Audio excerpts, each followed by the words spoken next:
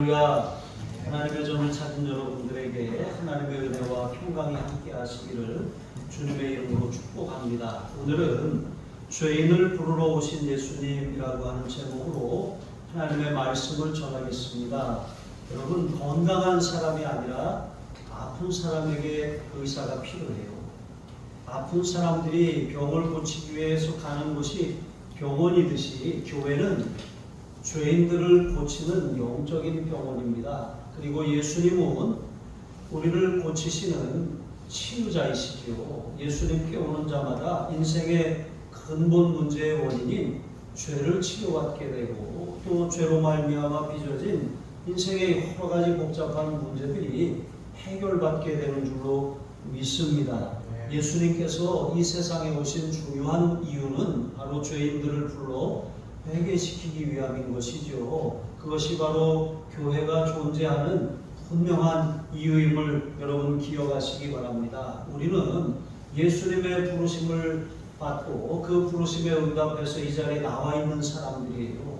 세상에 많은 사람들이 있습니다. 그런데 모두가 다 죄인이지만 자신이 죄인임을 알고 그 죄의 문제를 해결하기 위해서 예수님께 나온 죄인들이 있는가 하면 자신이 죄인임을 인정하지도 않고 또 죄인인 줄 알지 못하고 그냥 사망을 향해서 달려가는 그런 죄인들도 있는 것이죠. 여러분, 우리는 예수님의 음성을 듣고 나아왔습니다. 우리는 또한 많은 불신자들을 향해서 예수님의 부르시는 그 음성의 통로가 되어야 할 줄로 믿습니다. 예수님께서 바닷가에서 가르치시다가 이제 다시 시내로 들어오셔서 지나가시다가 한 사람을 보셨어요. 그 사람은 세관에 앉아있던 레위라고 하는 사람이죠. 레위는 여러분 야곱의 12 아들 가운데 한 아들이에요. 레위라고 하는 이름의 뜻, 레아가 낳은 이 레위의 이름의 뜻은 연합이라고 하는 뜻이거든요. 그리고 실제로 이 이름처럼 하나님께서는 레위의 지파들을 하나님을 예배하고 또 하나님을 성전에서 섬기는 하나님과 연합한 자들로 그렇게 구별하셨어요. 그런데 아버지가 그 아들의 이름을 레위라고 지은 것은 그 하나님과 연합하면서 살라고 하는 그런 뜻이 있지 않겠습니까? 그런데 그는 레위라고 하는 이름의 그 또 다른 뜻인 이것은 애착이라고 하는 뜻을 갖고 있거든요. 연합과 애착은 달라요. 우리가 누군가를 사랑하는 거, 그것은 내 몸처럼 한 몸을 이루는 것이잖아요. 내 몸처럼 이 사랑을 실천하는 것이잖아요. 그런데 애착이라고 하는 것은 도구하는 거예요. 내가 그를 조종하려고 하는 것이고 내 아래 두려고 하는 것이죠. 이런 애착과 사랑은 엄연히 다릅니다. 그런데 레위라고 하는 이름의 뜻에는 이 연합이라고 하는 뜻과 애착이라고 하는 뜻이 담겨 있어요. 그런데 이 레위는 아버지의 바램을 따라 살지 못하고 애착하며 살았습니다. 돈에 애착하고 세상을 사랑하며 그렇게 산 거예요. 자신은 부유하고 부족함이 없고 그렇게 풍성한 삶을 누렸을지는 모르겠지만 실제로 그 삶은 진정한 하나님이 주시는 복을 누리는 삶이 아니었다는 것이죠. 그런데 예수님이 지나가시다가 그를 보셨어요. 그냥 저기 누가 앉아있네 이것이 아니라 주목하여 보셨다는 거예요. 주목하여 보시고 그에게 이제 가셨는데 그에게 나를 따르라고 부르셨잖아요. 그리고 예수님께서 그에게 마태라고 하는 새로운 이름을 주셨어요. 마태라고 하는 이름의 뜻은 하나님의 선물이라는 뜻이에요.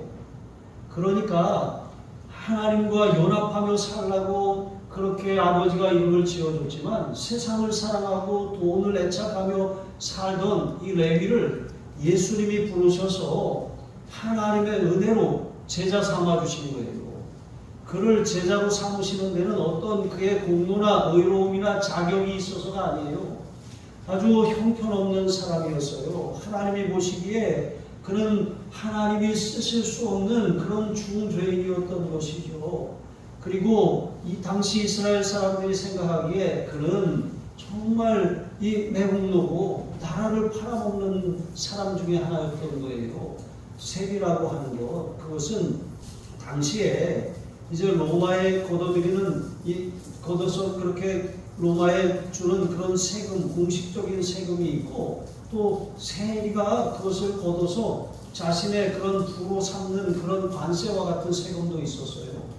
로마 정부에 공식적으로 바치는 그러한 세금은 인두세, 그러니까 사람의 머리수에 따라 내는 세금, 또 토지세라고 하는 그 땅에 대한 세금이 있었고, 또 이러한 세금뿐만이 아니라 12세에서 65세까지 그렇게 내야만 하는 그런 소득세가 있었던 거예요. 이런 기본적인 소득을 로마에다가 걷어서 바치고 나면 나머지 관세, 예를 들어 통행세라든가 또 마차가 지나갈 때 내는 마차세, 또 마차에 바퀴가 많으면 더 많이 걷어들이는 세금, 또 어부들에게 그렇게 물고기 한 마리당 걷어내는 이러한 세금, 이것들을 통해서 그 불이한 재물로 자기의 부를 쌓고 있었던 것이죠. 그러니까 유대인들이 생각할 때 이러한 사람들은 민족의 반역자요, 큰 죄인이었던 것이죠. 그런데 예수님께서 그 세관에 앉아있는 그 레위를 보셨다는 거예요. 또 세관에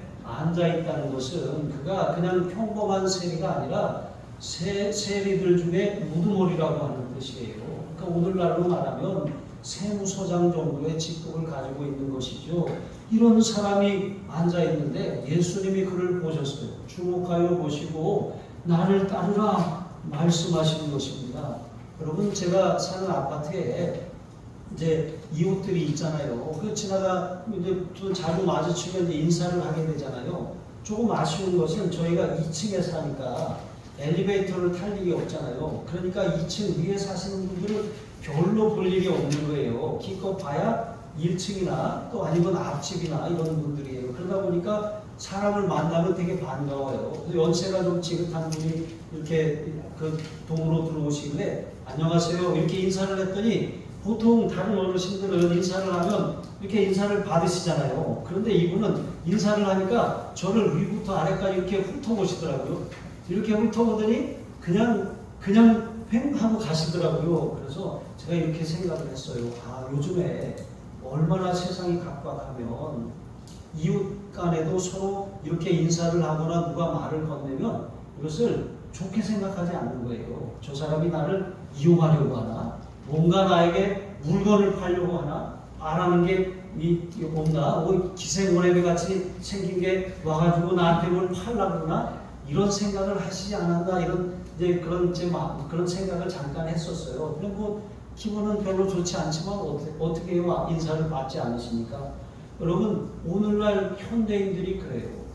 좋은 집에 살고 좋은 차를 타고 좋은 것을 먹고 마시고 좋은 것을 온갖 것을 누리며 살아갑니다. 그런데 좋은 것을 누리는데 나와 상관이 없는 이웃과는 관계없이 무심하게 무정하게 살아가고 있는 것입니다.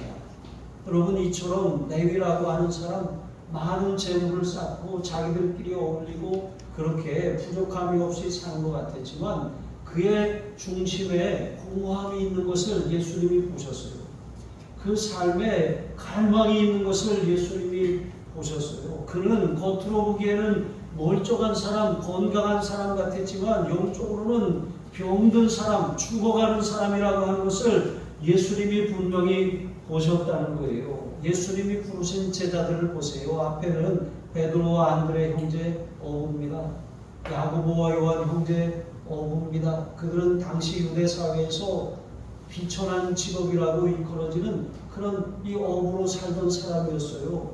레위 보세요. 레위는 민족의 반역자요, 매국노, 민족의 피를 빨아먹는 그런 중재인이었어요. 율법상 부정한 사람이라고 일컫는 그런 사람들 중에 하나였던 것이죠. 돈에 대한 애착, 세상에 대한 사랑을 가지고 돈이 전부인 것처럼 그렇게 사는 사람이죠. 그런데 예수님이 그런 사람들을 제자로 부르신 거예요. 그런 레위를 보시고 나를 따라오너라고 말씀하시는 것이죠. 실제로 여러분, 예수님의 12제자들 가운데 대부분은 사실 세상적으로 그렇게 내세울 만한 것이 없는 사람들이었어요. 뿐만 아니라 초대교회의 위대한 지도자들도 교부들도 하나같이 지극히 평범하고 또 너무나도 평범하지 못해 이렇게 좀 비천한 사람들이 대부분이었습니다. 그런데 하나님은 그러한 사람들을 이렇게 이 제자로 삼아 주신 것이죠. 바울은 고린도전서 1장 26절에 고린도 교회에 이렇게 말씀합니다. 형제들아 너희를 부르심을 보라. 육체를 따라 지혜로운 자가 많지 아니하며 능한 자가 많지 아니하며 문벌 좋은 자가 많지 아니하노라. 많지 않다는 것은 거의 없다는 거예요. 대부분이 교회 안에 들어온 사람들이 당시에는 평범하다 못해 비천한 사람들이었다는 것이죠. 오늘날은 조금 상황이 다르지만 그 당시엔 그랬다는 거예요. 그런데 여러분, 주님이 이렇게 이러한 비천한 사람들을 택해서 지도자들로 삼으신 이유가 무엇입니까? 그것은 자기를 자랑하지 말고 주님을 자랑하고 주 안에서 자랑하고 세상 방식으로 세상의 가치로 자랑하지 말고 주님 안에서 자랑하라고 그렇게 그러한 사람들을 택하신 줄로 믿습니다. 바울은 고린도전서 15장 10절에 이렇게 고백합니다. 내가 한 것이 아니요 오직 나와 함께 하신 하나님의 은혜로다. 누구보다도 많이 수고하고 누구보다도 복음 사역에 헌신했던 바울이 한 말이에요. 내가 한 게 아니에요. 하나님의 은혜입니다. 주님이 하신 거예요. 이렇게 고백한 거예요. 왜 이런 고백을 할 수 있었습니까? 디모데전서 1장 13절에 보면 바울이 이렇게 고백합니다. 내가 전에는 비방자요 박해자요 폭행자였으나 도리어 긍휼을 입은 것은 내가 믿지 아니할 때에 알지 못하고 행하였기 때문이라 그랬습니다. 바울이 실제로 복음의 대적자요 하나님의 원수로 행하던 때가 있었어요. 그러나 그는 그것이 하나님의 뜻을 행하는 것으로 착각했기 때문이에요. 그런데 그것을 깨닫고 난 다음에는 정말 하나님의 뜻을 온전히 구하며 따라 살게 된 것이죠. 이처럼 우리 모두는 하나님의 부르심에 응답한 사람들인데 우리가 하나님 앞에 볼 때 인간적으로는 세상적으로는 자격이 없는 사람들이에요. 아무 공로가 없는 사람들이에요. 은혜로 우리가 하나님의 자녀가 된 사람들이라고 하는 것이죠. 우리 이렇게 가슴에 손을 얹고 이렇게 한번 고백해 보겠습니다. 모든 것이 주님의 은혜입니다. 모든 것이 주님의 은혜입니다. 여러분, 은혜입니다. 자랑하려고 하는 마음이 올라올 때 내가 잘나서가 아니라 주님의 은혜입니다. 은혜 베푸셨습니다. 자격 없고 공로 없는 자에게 주님이 은혜로 구원하시고 은혜로 제자 삼아주시고 은혜로 이러한 축복을 베풀어 주셨습니다. 이것을 잊지 마시기를 바랍니다. 두 번째로 우리는 주님의 식탁에 초대받은 사람들이에요. 제가 주일학교 때 이제 배우고 불렀던 찬양 가운데 죄송해요 라고 하는 찬양이 있어요. 여러분 들어보셨는지 모르겠지만 가사가 이렇습니다. 죄송해요 죄송해요. 한 어느 마을에 멋진 집에 살던 사람이 큰 잔치를 벌려놓고 손님 청했네. 그가 널리 이웃 떨어오라 했더니 그때 모든 사람들이 대답하는 말 죄송해요 죄송해요. 정말 잔치에 갈 수 없어. 장가 가야 하고 소도 사야 하고 눈보다 밭에 나가서 할 일은 많아. 내어이하니 죄송해요. 이때 주인이 화가 나서 일어나더니 모든 종을 불러세워 명령하기를 눈먼 사람 절름발이 가릴 것 없이 모두 불러 이 자리를 가득 채워라. 이 얘기 모두가 우리 위해 쓰여졌구나. 주님께서 영광스러운 잔치 베풀고 내게 오라 명령할 때 주저한다면 너도 나도 밀려나고 후회하리라. 여러분 이런 찬양이에요. 참 이 찬양이라고 하는 것은 곡조 있는 기도이기도 하고 찬양은 우리에게 하나님의 말씀을 즐겁게 배울 수 있는 그런 아주 좋은 교재라고 할 수가 있습니다. 저는 이렇게 어린 시절에 배웠던 그런 찬양을 통해서 복음이 뭔지를 배웠고 또 믿음이 뭔지를 배웠습니다.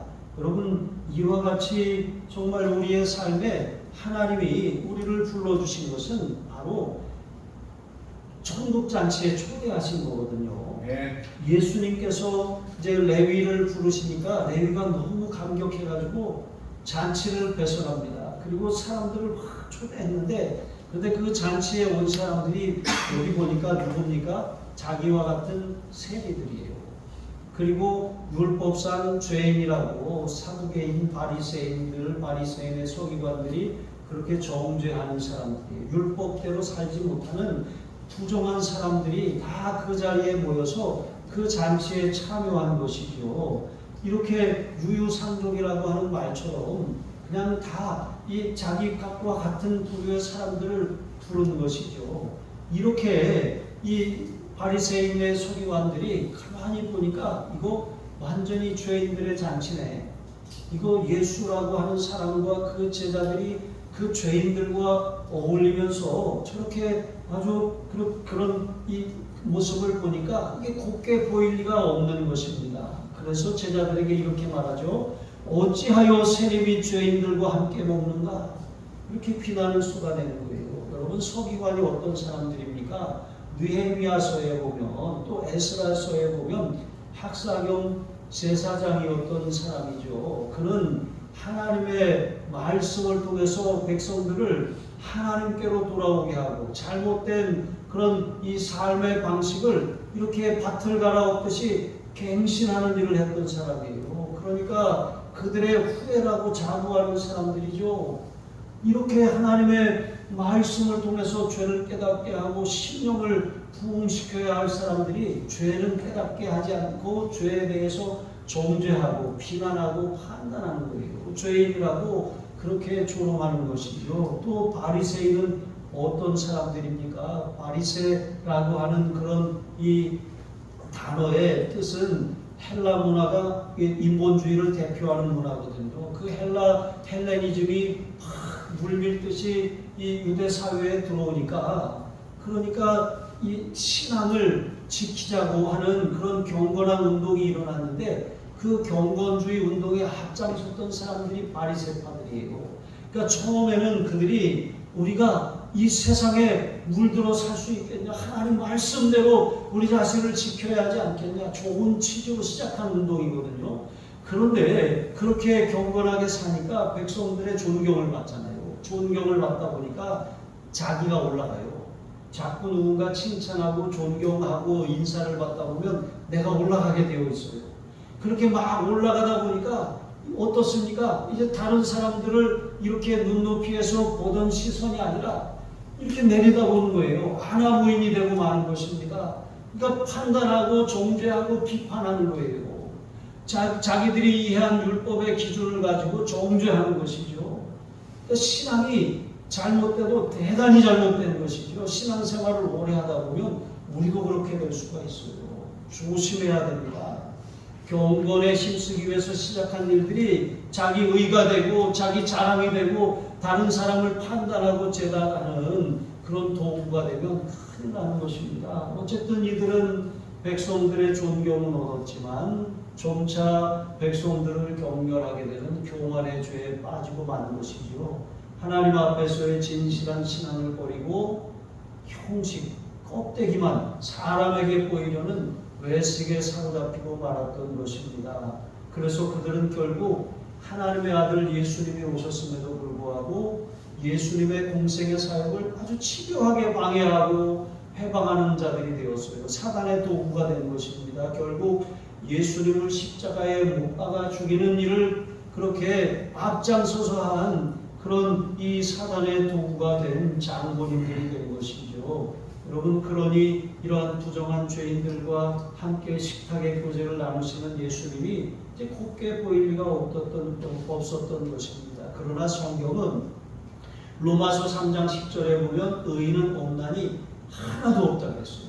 세상에 의인은 없습니다. 예수 그리스도 외에는 의인이 없어요. 또한 로마서 6장 23절에 모든 사람이 죄를 범하였음에 하나님의 영광에 이르지 못하더니라고 하신 말씀처럼 다 죄인입니다. 자신의 공로, 율법의 행위, 자신의 그런 의로 하나님 앞에 도달할 수 있는 사람은 아무도 없어요. 구원을 얻을 수 있는 사람은 단 한 사람도 없는 것이지요. 율법의 기능이 무엇입니까? 율법은 죄를 깨닫게 하는 데가 가는 기능을 가지고 있어요. 그러니까 율법을 맡은 이러한 서기관들과 바리새인들은 율법을 통해서 먼저 자기 자신을 들여다봤어야 됐어요. 하지만 그렇게 하지 않았습니다. 자신의 이 죄는 가려버리고 다른 사람들을 정죄하는 것이죠. 모든 사람이 예수님을 믿음으로 말미암아 구원받는다는 사실은 모든 사람에게 적용되는 진리예요. 모든 사람은 이 법 앞에서 평등합니다. 모든 사람은 다 죄인으로서 다 평등합니다. 위에서 내려다보면 큰 사람이나 작은 사람이나 잘난 사람이나 못난 사람이나 똑같이 보여요. 모두가 다 하나님 보시기에 죄인인 것입니다. 그런데 모든 사람이 또한 똑같은 기준으로 구원받아요. 예수 그리스도를 영접하느냐 거부하느냐 이 여부에 따라서 구원을 받든지 버림을 받든지 하는 것입니다. 그의 공로나 아니면 어떤 자신의 의로움을 가지고 구원을 받는 것이 아니라는 거예요. 그래서 로마서 3장 22절에 보시면 곧 예수 그리스도를 믿음으로 말미암아 모든 사람에게 미치는 하나님의 의, 하나님의 의는 그리스도시요 차별이 없느니라 그랬어요. 구원받는 일에 있어서는 아무 차별도 없어요. 요한계시록 3장 20절에 보면 볼지어다 내가 문 밖에 서서 두드리노니 누구든지 내 음성을 듣고 문을 열면 내가 그에게로 들어가 그와 더불어 먹고 그는 나와 더불어 먹으리라 말씀하셨어요.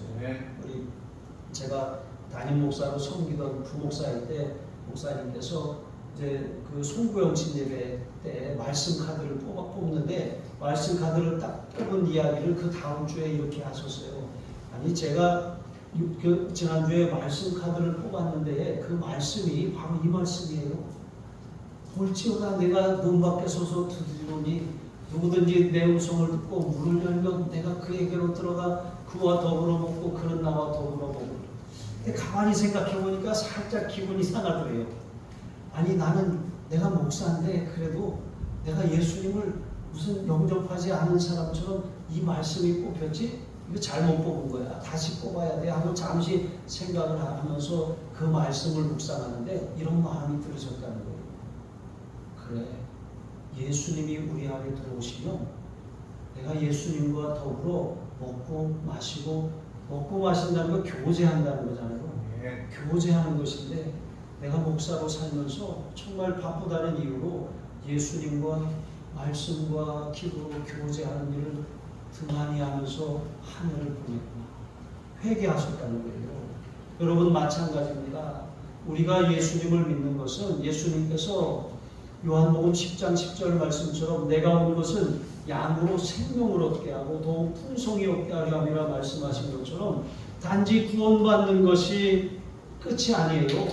태어난 아이가 자라나야 하는 것처럼 구원받았으면 예수님과 교제함으로 예수님이 주시는 풍성함 가운데 자라나야 하는 것입니다.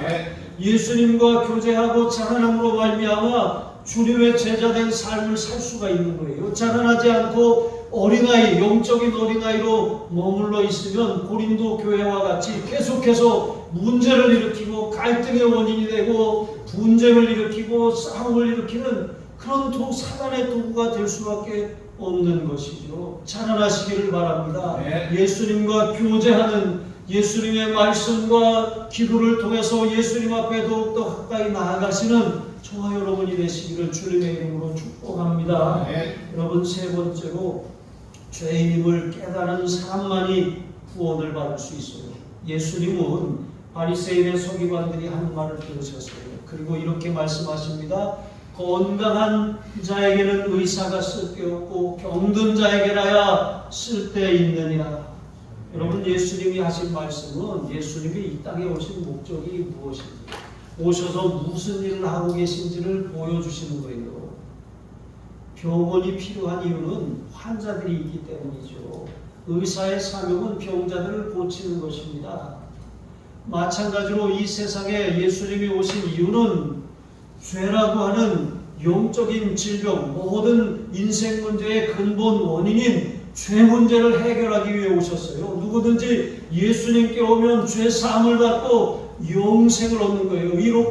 의롭다함을 얻게 되는 것이죠. 이렇게 우리는 영생을 얻을 뿐만 아니라 풍성히 주시겠다고 약속하신 예수님의 이름으로 우리의 질병도 고치고 네. 가난도 고치고 네. 관계도 고치고 네. 우리의 삶의 결핍도 고치고 네. 궁핍도 고치고 예수님은 우리의 삶을 풍성하게 하시는 분임을 믿으시기 바랍니다. 네. 예수 잘 믿어서 복 받았다는 소리 들어야 하지 않겠습니까? 예수 잘 믿어서 성공했다는 소리 들어야 되지 않겠습니까? 저거 예수 믿는다고 하더니 망했네, 망했어.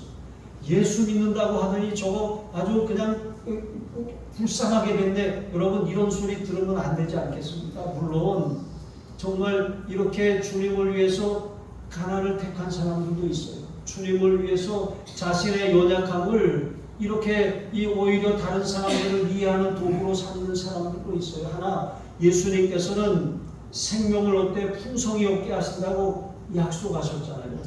여러분 교회가 그 일을 감당하는 것입니다. 건강한 사람들, 그 영적인 의미가 무엇입니까? 그것은 바로 스스로를 의롭다고 자부하는 이 바리새인들을 말하는 거예요. 또한 의사가 누구입니까? 죄에 빠진 그런 죄인들을 용서해 주시고 하나님의 나라의 백성으로 그렇게 초청하시는 분 예수님을 가리키는 것이지요. 예수님은 의사이십니다. 우리는 의인이 아니에요. 우리는 죄인입니다. 우리는 우리의 죄를 인정하고 고백하고 자백함으로 말미암아 주님의 죄사함의 은총을 입은 사람들이에요. 우리는 하나님 나라의 시민이고 하나님의 자녀가 되었는데 은혜로 된 사람들이에요. 은혜로. 그래서 여러분 예수님께서는 나는 의인을 부르러 온 것이 아니요 죄인을 부르러 왔노라 말씀하셨습니다. 그러니까 교회에 세상 사람들이 교회를 저놈의 교회는 그냥 문제투성이에다가 죄인들 저기 교회 드나드는 사람들 봐 저거 이렇게 말할 수 있다면 여러분 그 교회는 잘 되는 교회예요. 아멘. 죄인들이 세상이 지탄하는 그런 사람들이 교회에 마음껏 드나들 수 있다면 그 교회는 좋은 교회예요. 아멘. 만약에 저 교회는 거룩한 사람들 목에 힘을 주고 그리고 다른 사람들과 다르게 교양 있게 사는 사람들만 모인다 이런 소문이 나고 그 교회는 망하는 교회입니다. 망조가 된 거예요. 큰 병원일수록 큰 병에 든 사람들이 찾아가잖아요. 조금 아프면 동네 의원에 가든지 약국에 가서 약을 사 먹으면 돼요. 그러나 큰 병에 들면 큰 병원에 가보세요 하고 소견서 써주지 않습니까? 이런 것처럼 중죄인들이 많이 찾아오는 교회가 되어야 해요. 우리 교회가 바로 그런 교회가 되어야 할 줄로 믿습니다. 네. 죄가 많은 곳에 은혜가 더 많다고 그랬습니다. 네. 하나님께서 놀라운 은혜를 베풀어 줬음을 깨달은 사람들은 나 같은 죄인을 부르신 그 은혜가 너무나도 놀라워서 정말 죄 가운데 사망을 향해서 달려가는 사람들을 절대로 외면하지 않는 거예요. 그들을 주님께로 이렇게 불러내는 삶을 살게 되는 것이죠. 많은 사람들이 자신이 죄인임을 인정하지 않고 내가 무슨 죄를 지었어? 내가 무슨 죄인이야? 말합니다. 그러나 하나님을 하나님으로 인정하지 않고 살아가는 것 자체가 죄의 원흉이고 근본적인 죄의 뿌리임을 여러분 기억하시기 바랍니다. 네. 그러므로 우리는 저는 죄인입니다. 주님의 긍휼을 필요로 하는 죄인일 뿐입니다. 저를 용서해 주시옵소서. 불쌍히 여기시고 은혜 베푸셔서 저를 구원하시고 저를 주님의 도구로 사용하여 주시옵소서. 이렇게 기도해야 되지 않겠습니까? 우리 다시 한번 가슴에 손을 얹고 저를 따라하겠습니다. 주님 저는 죄인입니다. 주님 저는 죄인입니다. 주님의 긍휼을 필요로 하는 주님의 긍휼을 필요로 하는 죄인입니다. 죄인입니다. 저를 불쌍히 여겨주시옵소서. 저를 불쌍히 여겨 은혜를 베풀어 주옵소서. 은혜를 베풀어 주옵소서. 긍휼히 여겨주시옵소서. 긍휼을 저를 사용하여 주시옵소서. 저를 사용하여 저를 축복해 저를 주시옵소서. 축복해 주옵소서. 하나님 앞에 날마다 여러분 이렇게 주의 긍휼을 구하는 죄인입니다. 호소하며 그 은혜를 붙들고 살아가시기를 바랍니다. 네. 그 은혜를 잊지 않는 사람들 안에 누가 계십니까? 예수님이요. 성령님이 계셔요. 네. 그 성령님이 우리 안에 계셔서 우리가 세상에 대한 애착, 물질에 대한 애착, 그런 세상 사랑으로 살아가는 이런 레위, 애착의 그런 인생이 아니라 하나님의 은혜로 사는 마태, 하나님의 은혜를 붙들고 살고 은혜를 구하며 살고 은혜를 힘입어 사는 마태로 살게 하여 주실 줄로 믿습니다. 또한 세상에 대한 애착을 가지고 죄 가운데 살아가는 사람들을 주님께로 인도하는 하나님의 은혜로 살아야 함을 그렇게 전하는 그런 주님의 귀한 도구로 살게 되시길 주님의 이름으로 축원합니다. 기도하시겠습니다. 하나님 아버지, 나 같은 죄인을 부르신 주님의 음성에 순종하여 이 자리에 있게 하심에 감사합니다. 날마다 말씀과 기도로 주님 앞에 나아가며 주님과 교제하는 축복과 주님의 풍성함을 누리는 삶을 살게 하여 주옵소서. 세상에 집착하고 돈이면 단 줄 알고 사는 그런 물질 만능주의 세상에서 집착하고 애착하며 사는 삶이 아니라 하나님이 나에게 베푸신 은혜를 깨달으며 그 은혜를 전하며 그 은혜를 흘려보내며 그 은혜의 풍성함을 경험하며 사는 은혜의 사람 마태로 살게 하여 주옵소서. 감사하며 축복하며 예수님의 이름으로 기도합니다. 아멘.